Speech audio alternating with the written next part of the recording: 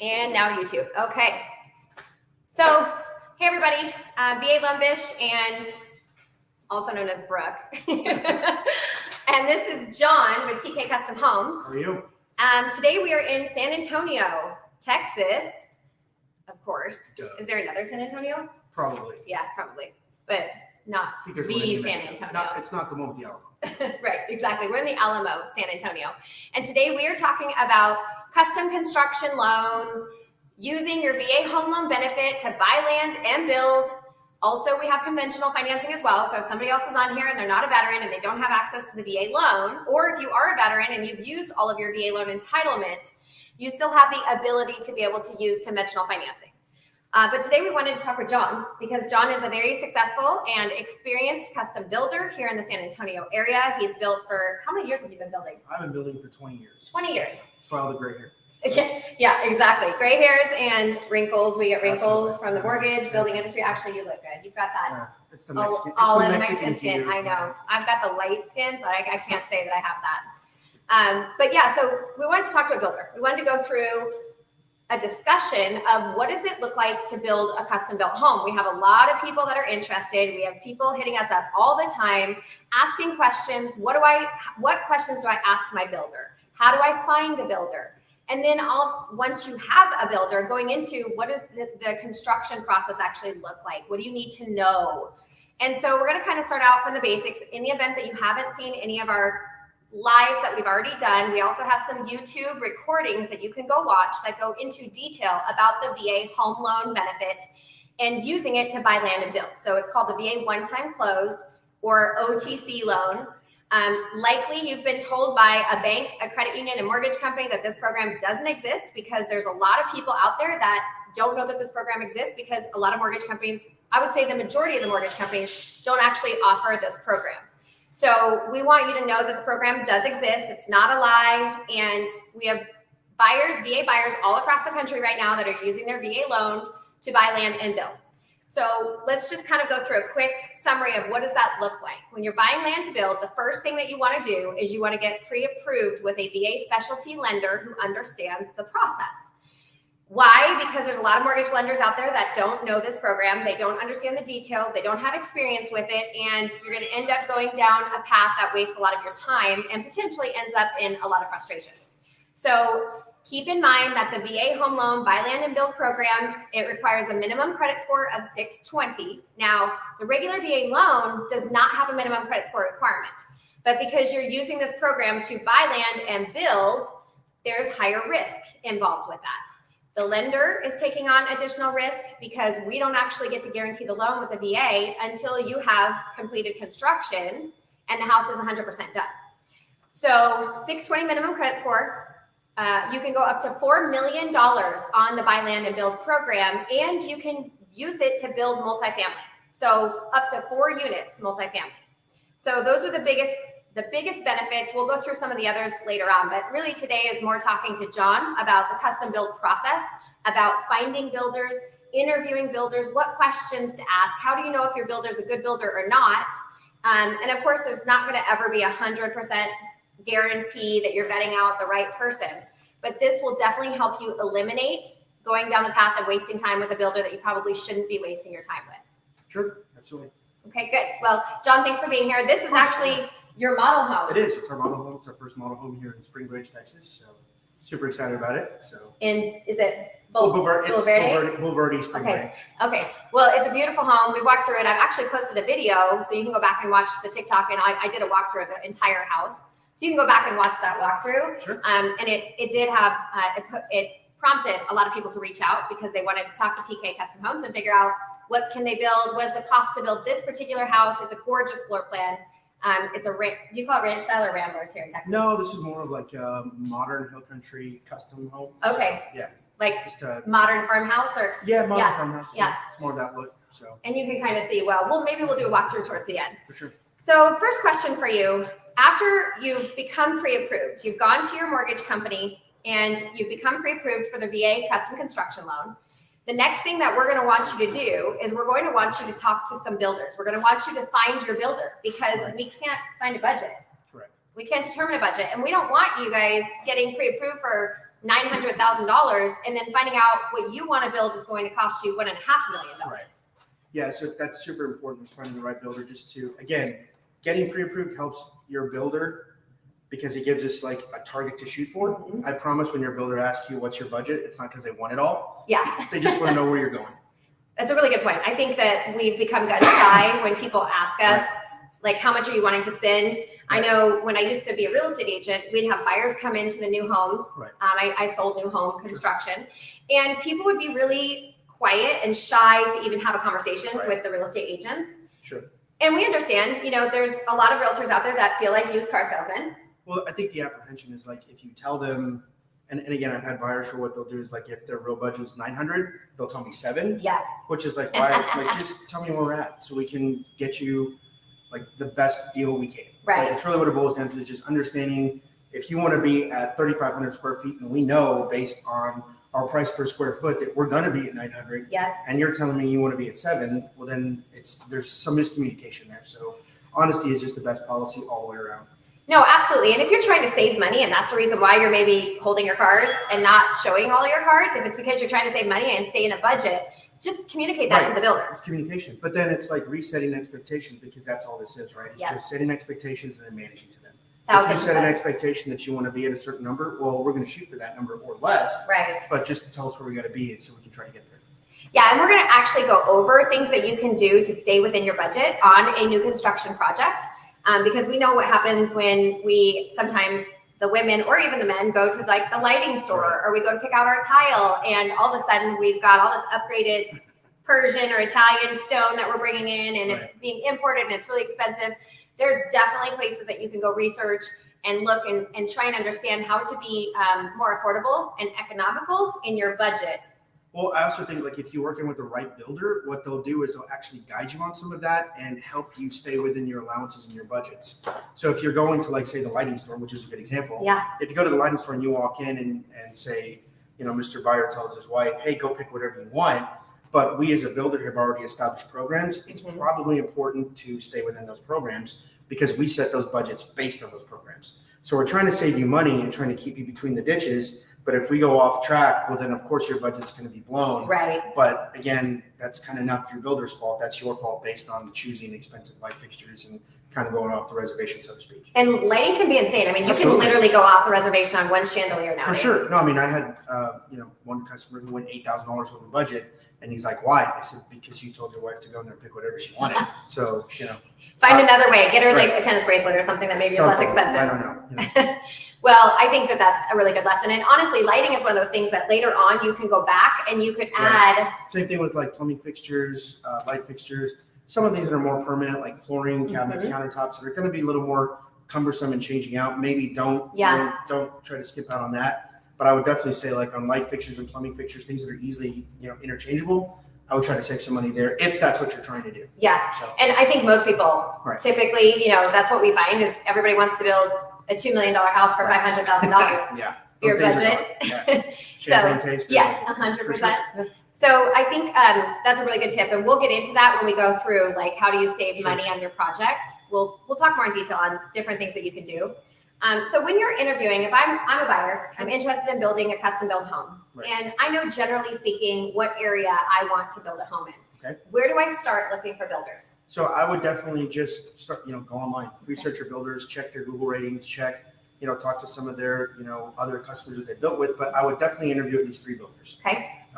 I've got several of my friends that built here in Bell Oaks that are great builders, and I've known for a long time. We're all connected. We all know each other. At the end of the day, we're all using a lot of the same trades. Yeah. A lot of the same suppliers, a lot of the same vendors. It's really just how does your builder interact with you? What does a customer service piece look like? Do they answer questions? Do they pick up their phone? Right. Are they proactive? Just you're looking at some of those intangibles.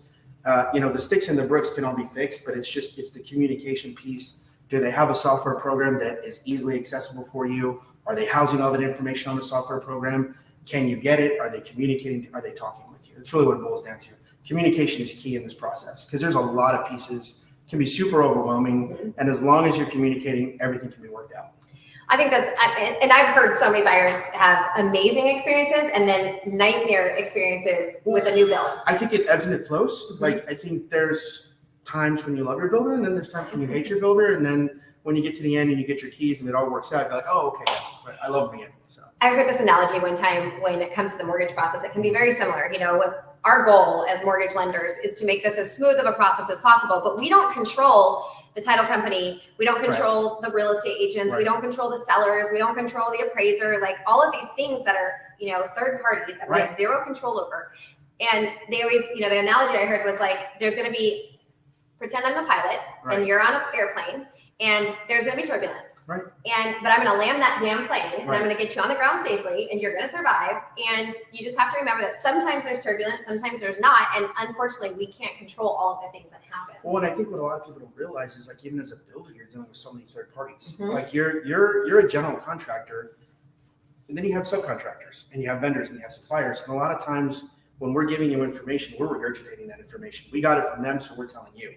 So, scheduled versus completed do not always line up. They rarely line up. We have weather, we have logistics. There's a myriad of factors. But if your builder lives by this policy, which is good news fast, bad news faster, and just set proper expectations and manage to them, then you'll be okay. But I recommend interviewing at least 3 builders, talk to some of their past clients, walk their product, go check out their job site. If it's a clean job site, then that means they're under control. They know what they're doing. So just little intangibles like that. I just heard, I was watching, I can't remember her name. It's Barbara Corcoran. She's the one that's on Shark Tank. She's like a real estate mogul. And she had the tip and advice that if you want to find a good contractor, go look at their truck and see how clean their truck is. Which is, I'm like, oh shit, you better go clean your truck now. I was like, don't look in my But I thought that was interesting. I was like, okay, well, it is hard to find, to figure out who's a good builder. And the communication thing, I think, is key. Because if you have anything go wrong, which you have zero control over a lot of those third-party contractors, a lot of that is your relationship and how you've built that relationship with them. But if you're not communicating it, like you said, good news fast, bad news faster. Bad news faster, because bad news does not get better with time. Nope. No, it just marinates, and the next thing you know, it's a headache, and it's just not fun. And then it blows up. Yeah, just get in front of it. Well, I like that. So, okay, good information. So you're going to go online, you're going to Google, you're going to do research, you're going to at least interview at least 3 builders. Interview at least 3. And get their customer referrals. Okay. Talk to some of their past buyers. And what do you ask them when you're interviewing them? What did the process go like? What was the communication process like? What challenges did you have? How did he overcome them? Just again, I would focus more on just the communication piece and asking questions about that. Yeah. Because construction is construction. They're all the same vendors, all the same suppliers. You're going to have those challenges. Yeah. That's normal. But what are the things that are intangible? The communication piece. That's the biggest thing that I would focus on.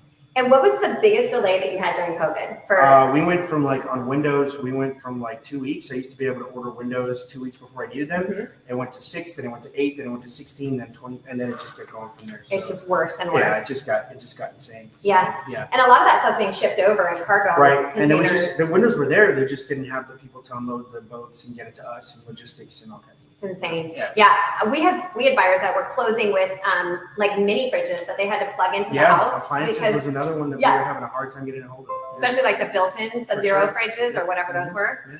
So that is definitely something that in times with COVID and the delays that were caused by COVID for an extended period of time after everything went away, that was. Yeah, and that's kind of settled down a little bit. Even some of the volatility of pricing, that's kind of chilled out a little bit. Good. Now the numbers settled high because of inflation, and that's outside of your builder's control again. So what costs, $1 million today is going to cost 1.2, 1.25, or what cost 1.1, just 2 years ago is going to cost 1.25 now. So. And that's a really good point too, because you think about a lot of people are I think I'm just going to wait for prices to come back down. Right.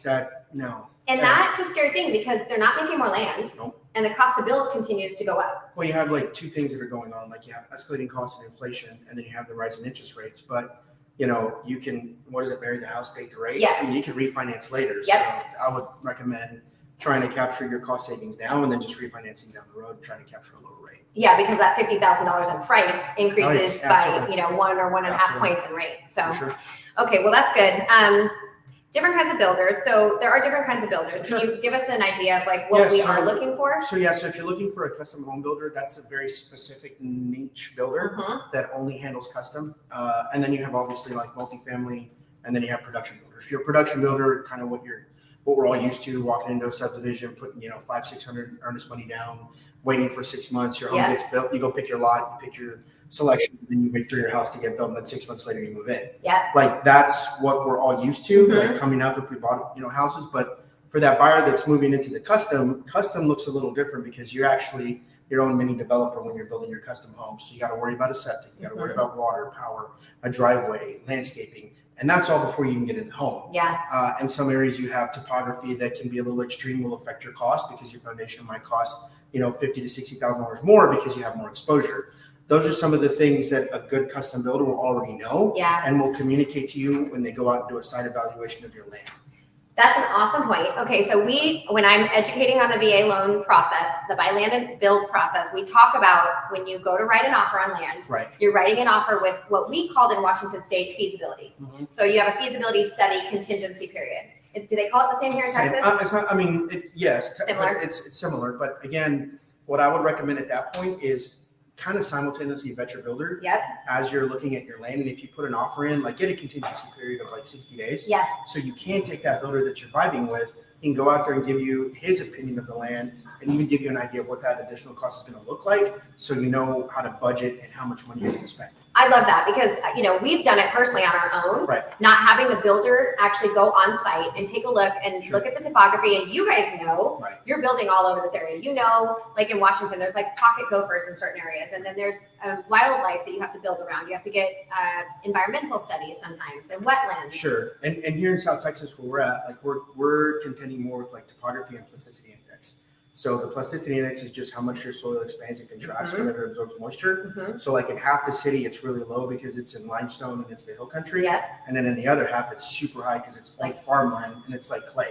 It's caliche and it puffs up when it rains and you got to go. It affects how deep and wide you build your beams to the foundation. So that can add cost as well. So maybe it's flat, but you're having to beef up your slab and that's adding additional cost. So again, a good builder will know that going into it who's built in and around this area. So it's just, you want to make sure you have someone that can guide you through that process. Don't ever just buy land without having a builder come out and give you some sort of evaluation. Incredible tips. And this will save you a lot of money in studies as well, because you might end up doing studies that you don't actually need to do.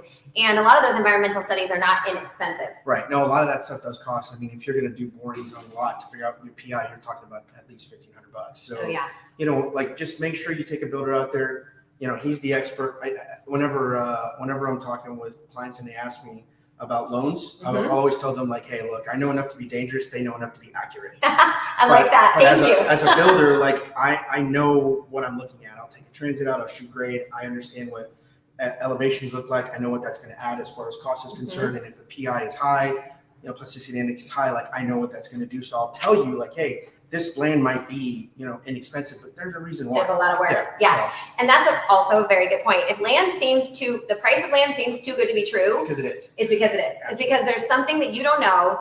And also if it's been sitting on the market for a long time, there's also a reason for that. Because right now good land is not sitting on the market for a long period of time. No, it's got to, if it's priced right, if it's priced right and it's, it's a good piece of dirt, it's going to go quick. Yeah. So I guess I should say in most parts of the country. We're talking about, a lot of these markets where we're very busy, but we do have some people that are buying in markets that are a little less busy, more rural. Middle of the country. Yeah.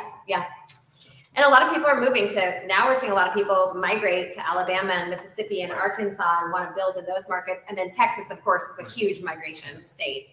Okay, so we talked about what things to ask the builders when you're interviewing them, how to do the research ahead of time so you can really figure out who you like. And obviously you want to look at the product. You want to look at what they're building. Yeah, walk their product, get a feel for what their job sites look like, and just make sure that they're building quality. And it's all about communication and relationship as well. And I like the idea of going and finding or getting a referral from some of their past clients who they've worked with.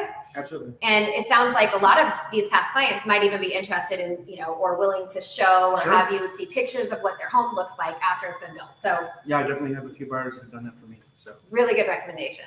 All right. So then moving on, we kind of talked a little bit about this a few seconds ago, but like finding a home plan.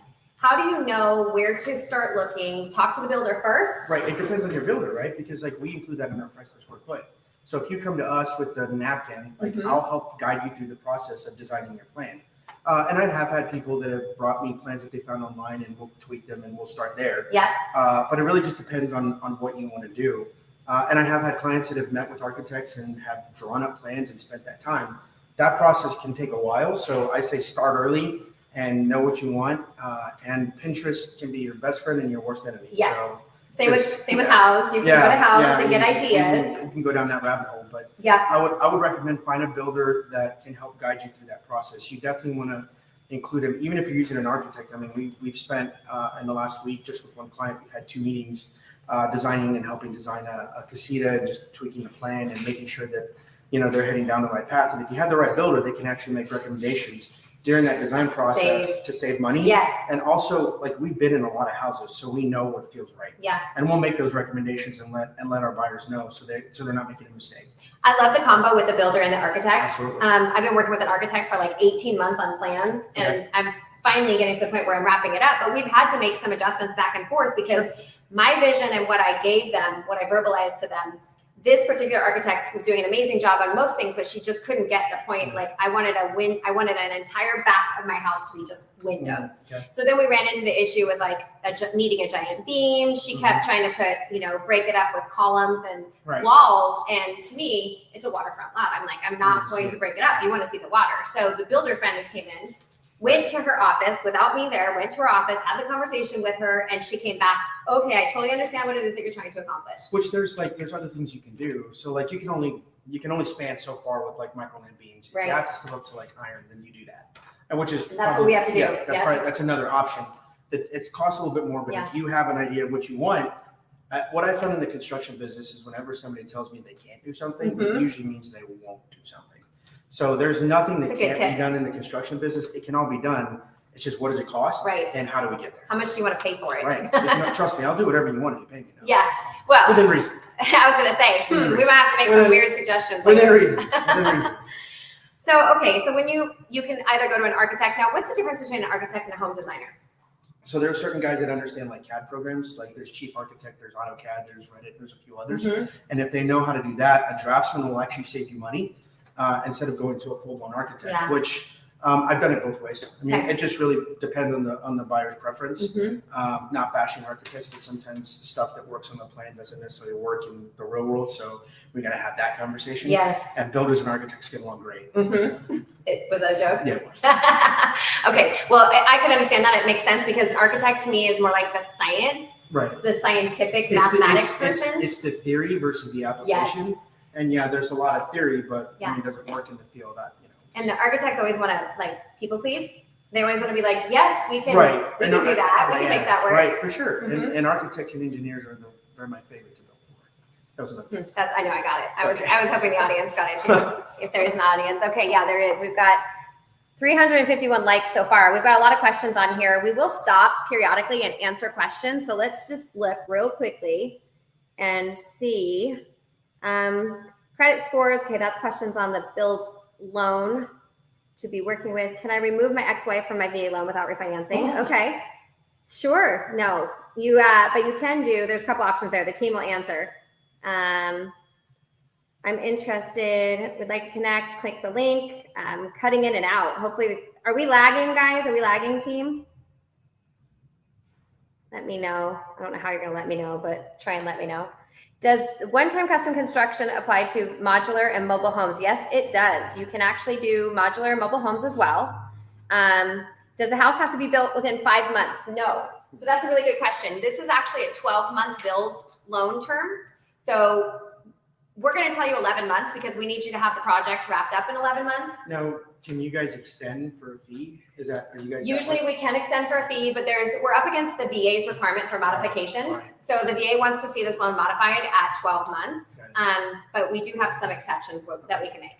So, and as you know, there's a lot of third-party things involved. Permitting could be delayed by the city or the county or the local building authority. You could have weather. Weather, but even like when we had like the pandemic, that caused issues that caused us to be delayed past those 12 months. So those were insane issues. I mean, if you have a staff of people that can't even show up at the job site because it's shut down, the bank would have to make exceptions for that. Absolutely. Stop asking questions. No, your questions are good. I don't want to be the only one talking. I love it when you talk. Okay. Does the builder have land for sale, or do I need to find my own land? Depends on the builder. Yeah. We have lots that we build on. We do some speculative building as well. So we have lots here in Bell Oaks. We have lots throughout the hill country. So it just really depends on what builder you get with. And again, if that's something you're looking for, then I would ask them that in the interview process and see if they have anything available for you to buy. Okay. And that makes sense. I mean, obviously you have in your mind what you want, right? Every home buyer has this vision of what they want. And when you go out and you start looking in the open market, you have to adjust sometimes your expectations of what you're going to get for the price that you're willing to spend. And this is another reason why meeting with the builder is so important, because you get a really brass tacks idea of like, what is the true estimated cost of building, what you want to build square footage wise. And, you know, like John said, on the lot, depending on what's going to be required to be put into the lot to develop that land. Well, you also run into if the CCRs of the community. So they might have certain restrictions that you have to adhere to that add cost to your project. Like if you need to be at 85% masonry, well, a lot of people think, oh, I'm just paying for extra stone. Yes, but that also adds square footage because now you have to add a brick lug. Oh, interesting. Or a stone lug to carry that brick. So now you're adding square footage to your project. So there's the cost of everything goes up. It all goes up. Yeah. Everything, it's like in construction, we have this thing called critical path. Like everything builds on everything. Everything affects everything. It's like stacking in a marriage. Yes. I'm just kidding.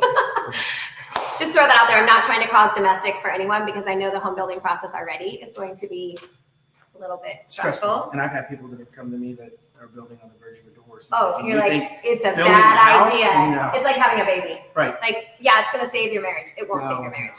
Make sure you decide before, if you're having financial or marital difficulties, definitely do not walk into the home buying process. Watch a different live on TikTok. Yeah, exactly. We'll do one actually with a divorce attorney. We were actually going to do that for you guys so that we can answer questions about ways to be cautious so you don't get screwed over in your divorce. So stay tuned for that at another time. Okay, what tips or tricks can you provide to save money? So we talked a little bit about some of the things, but what are your suggestions on saving money on a new build? Figure it out at design. Do not do change orders. Okay. Everybody thinks that builders love change orders. We hate them. We effing hate them. I promise we can never charge enough to cover the cost because I'm deviating from my plan. And as smart as my guys are, we're going to have to do it 2 and 3 times to get it right because now we're going off the script. Absolutely. So it's just, it sucks for the buyer. And here's the thing. You know, and a lot of builders, they have it written into their contract that it adds 30 days to the schedule. So the 2 things that change orders cost are time and money. Yeah. And money doesn't always buy time. No, absolutely. And unfortunately, buyers don't get that. So when you sit down and say, hey, we added 30 days to the schedule, they're like, well, why isn't it done yet? I'm like, well, you did a change. Right. You did it. So, you know, I would definitely recommend, like, if you want to move a wall, move it on paper. It's infinitely cheaper. Yes. If you want to add something, add it on paper. Do it in the beginning. Spend time in the design so you're not wasting time and money later. And I think this is one thing that's probably hard for most consumers that don't understand the build process is they don't know what affects what and how you have to unwind framing or plumbing or, you know, the engineering of a home. It's a moving train. I mean, if you move a load-bearing wall, now I got to go get an engineer's letter to tell me how to do it. Well, now I got to wait on the engineer. And do you have to resubmit that to the county or the city? If it's a municipality, then yes, I have to go get you know, repull the permit or go and amend the permit and change and get me inspected. And it's a cumbersome process if we do that versus like if we would have just done it from the very beginning. Well, it makes sense. And I get that they're custom homes, but just try to think through what it is that you want, so there's no impediments once you're building. And that's why we try and slow you down on the front end of this process, because hurrying up and rushing into something that's such a project, it just is not going to be a good idea long term.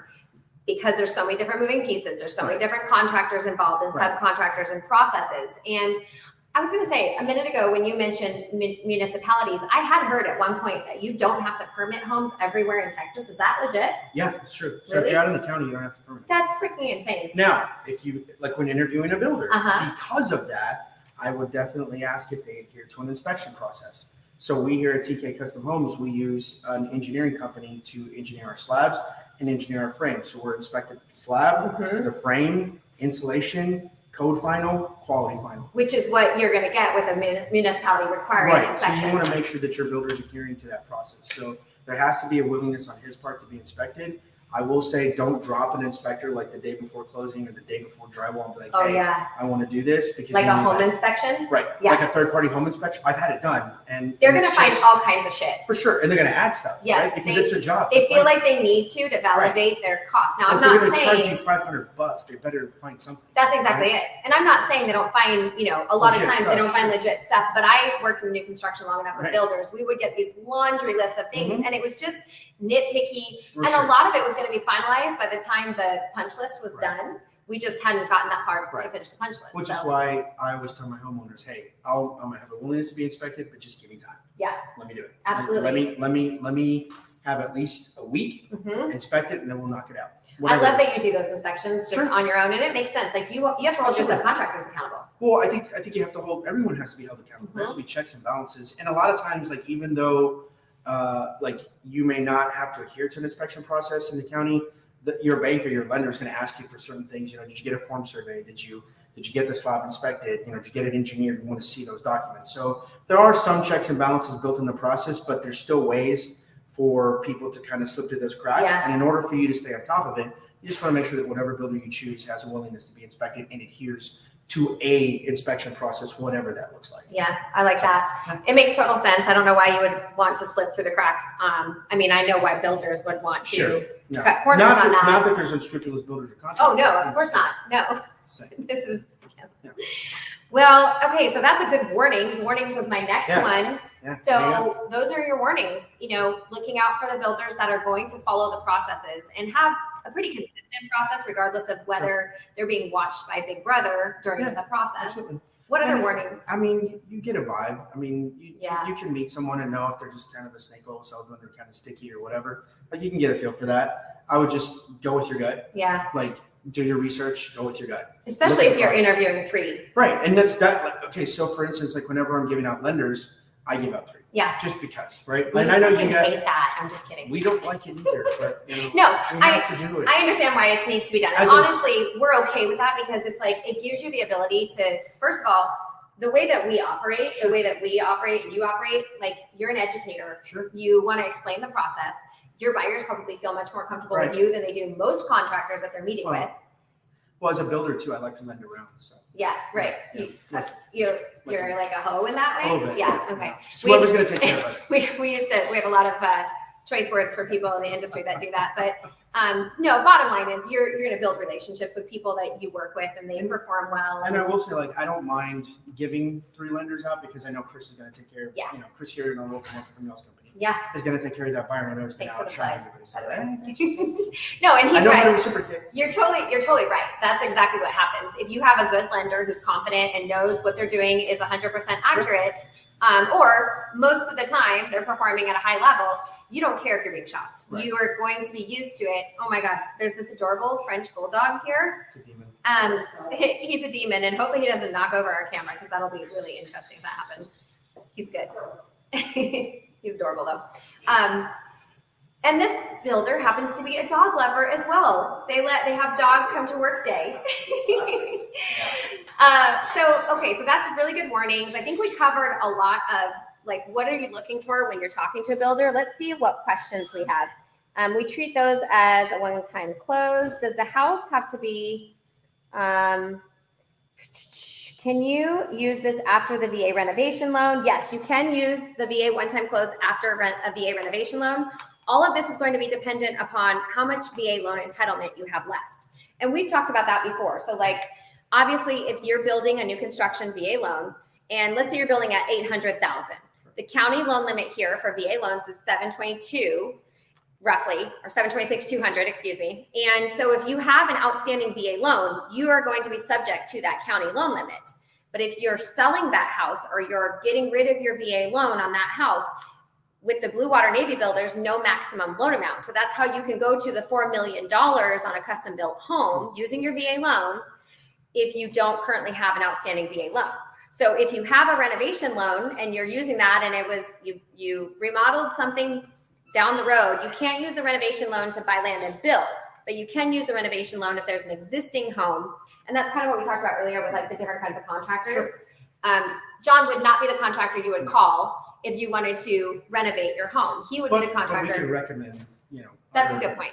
Yeah, you know people here Right. in this market and you could absolutely make recommendations. Sure.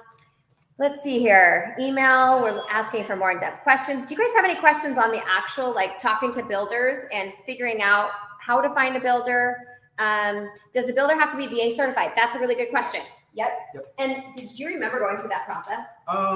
Well, I have somebody that handled it for me who works for Okay. me. So I Okay. always say, like in my company, my right hand man is a woman, which is Cindy Autry. She's my Okay. VP of Ops, and she handled all that for me. She went through a process, turned in our paperwork, talked about my experience, and handled it for us. But yes, it was, from what she tells me, it was a cumbersome process. Oh, really? The VA approval? Okay. Yeah. So I'm thinking what she's talking about is the bank approval. Might have been. Okay. But I mean, but we do have and we do have a VA number. You do have to get certified Yes. to be able to do this. Yeah, and it is. There's like 5 forms that have to be completed for the builder to become VA approved, and then once they're VA approved, it doesn't like expire every year. They don't have to renew it. I actually don't know if it ever expires unless you do something really bad to get kicked off. Something. Okay, so that's the process. The VA builder does have to be VA approved with the regional loan centers. Oh, we keep losing connection. I think that's what's happening. Any other questions about the VA one-time close? Last question, available in Georgia? Yes, available in Georgia, absolutely. So the best thing that you guys can do, if you're interested now in moving forward in this process, what you wanna do is you wanna first find a lender that offers the VA one-time close. If you're going to work with our company, it's Veterans Lending Group, VLG. We go by both, and we are licensed in like 35 states across the country. We are opening a location in San Antonio very soon, but we already have loan officers here in San Antonio. So if you're in this market and you want to get connected with someone, you can visit our website at VLGnow.com. You can also request on this page for information, and we can get you connected with loan officers. But the process to get pre-approved is very simple. You go online, you complete the online loan application like you would if you were getting pre-approved for a VA loan, a VA home purchase. We're going to ask for your LES and your bank statements and your tax returns, or tax returns only if you're self-employed, your W-2s. We're going to ask for all of those documents, and it takes usually same day or next day to get you pre-approved to purchase a home. And then we're going to run through numbers. We're going to look at budgets. We're going to pre-approve you for the maximum amount. One other thing that we didn't really talk about with John, because it doesn't affect him as much, but on the VA loan, you're not actually allowed to make payments during construction. So with a VA one-time close, you're actually, the interest that's accrued during construction gets rolled into the loan. So you're not double paying for a housing expense when you're building, and you've got housing that you have to live in. How many of your buyers like get an RV and live on site or do something unique? A few, and that's fun. Yeah, because they're right there walking through the house every day. Yeah, everyone. Oh, I can imagine. I love it. It's just the best. I would do it every time if I could. So I highly recommend you do that, especially with TK Custom Homes. No. Just kidding. No, I've had some buyers. I've had to like budget like an extra hour of time for every day. Yeah. And be respectful of your builders, because they have a lot of build projects going on. I think that's the other thing. Like a lot of times people forget. Yeah. Like I'm your only client. Right. Yeah. So, and also like, just remember, like we're not available on Saturday at 8:00. Oh. You probably don't want to talk to your builder on Saturday at 8:00. Yeah, your builder might be slurring Saturday at 8:00. Or even Saturday at 12:00. I don't know. Depends on the builder. Depends on the week. Depends on the week. How the projects are going. For sure. But just remember, like, your builder has family. Like he's working too. He's be respectful. And he's got a lot of projects going on. If he hasn't called you back, he will. Yeah. He will. Just give him about 24 hours and he'll get back to you. I mean, honestly, there's very few things that are like 911 urgent. You've been talking to your builder on a regular basis, and the builder's going out to the house on a regular basis, if you're seeing things, and I do think it's a good idea that you are, like, how frequently would you recommend someone walking So, a house? like, if you have the right builder, kind of like what we do here at TK Custom Homes, is we have a weekly call where we update our buyers on what's scheduled versus completed, because again, it doesn't always line out. Yeah. So we let them know what we have. That's nice. Yeah, and we have a client liaison that sends an email, and we'll lay down the schedule. Because me as a builder, like I just assume everybody knows what I'm talking about. Yeah. But she'll take it and translate it and send it out to our buyers in like digestible language that makes sense to them. Yep. Dumb it down for us. Yeah. So she sends that out, and then she follows up with the call, and then we have certain touch points. So we have a pre-construction meeting, a pre-drywall meeting, homeowners orientation, and a sign-off. So those are the official meetings, and I would say at a minimum you want to look for those. But if you're not getting a weekly call from your builder just updating you, and I have some buyers that I talk to probably on a daily basis, but but again, there's a scheduled call where they get updated weekly. So. And I would say I don't know many builders that are custom builders doing just that. I mean, that's an incredible I took added that service. from just the production world that I've been in for so long. It just makes sense. Yeah, and I like it when you have custom builders that come from the production world because there's more organization and structure to the process. Well, listen, like we learned, I mean, just like you learned from working for a production builder, like they're great at processes. I can throw out names, but I'm not going to because I don't know. Yeah. But like, there's a lot of builders that I worked for that just had great processes. And I mean, the schedule that I use to this day, I learned from Brian Annie, who's like a legend here in the local San Antonio. Brian, you hear that? You're famous. Yeah, he's known me since I was like 12. That's We've cool. been in the construction business for so long. My family was in it, so he, my dad, my grandfather. But I learned those schedules from him, and I use them to this day to build our custom homes. So yeah, honestly, I think that's amazing because it gives you the peace of mind. It gives you the updates, and that's what you hear from a lot of people that are frustrated with the home buying process, the home building process. They don't know.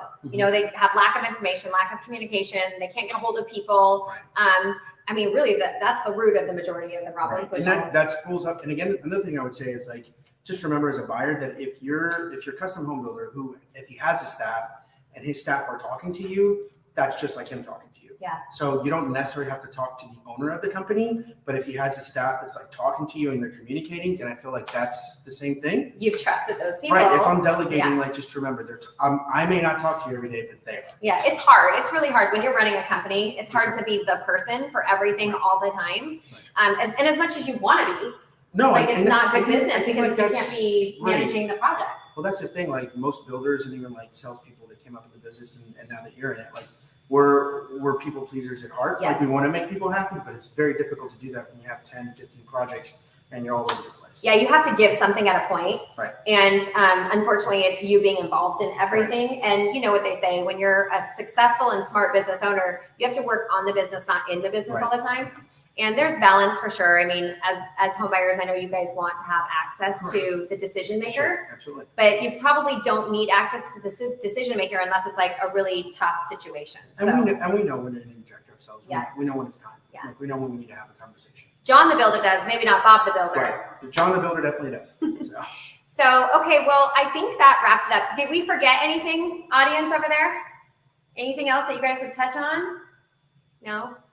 All right. Well, where can they visit and find you? So for us, it's www.tk-customhomes. TK-customhomes. Yeah, you can check us out there. .com. .com. Okay. Yes. And or if they wanted to visit the model home. Yeah, they can come to 973 Annabelle Avenue in Bulverde, Texas. Okay. And that the address of the model is on our website as well. Awesome. So just Google us, TK Custom Homes, and we'll pop up. And you know, if we can answer any questions and help you out, we'd be more than happy to do it. It's awesome. Well, thank you, John, for your Absolutely. time. Appreciate it. Appreciate you. Okay, everybody, ask questions and we'll keep following up. And if you want to get connected to TK Custom Homes, let us know and we'll get you connected.